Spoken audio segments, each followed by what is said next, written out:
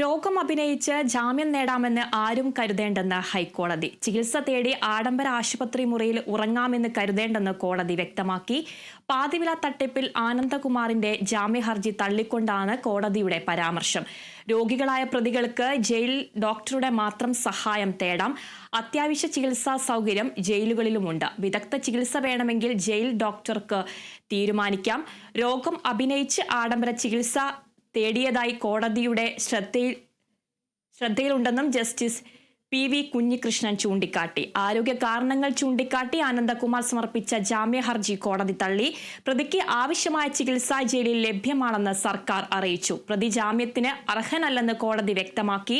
ആനന്ദകുമാറിനെ അന്വേഷണ ഉദ്യോഗസ്ഥന് അറസ്റ്റ് ചെയ്യാം. ആവശ്യമെങ്കിൽ കസ്റ്റഡിയിൽ ചോദ്യം ചെയ്യാം. പാതിവിലയ്ക്ക് സ്കൂട്ടറും ലാപ്ടോപ്പും വാഗ്ദാനം ചെയ്ത് നിരവധി പേരെ വഞ്ചിച്ചെന്നാണ് ആനന്ദകുമാറിനെതിരെയുള്ള കേസ്.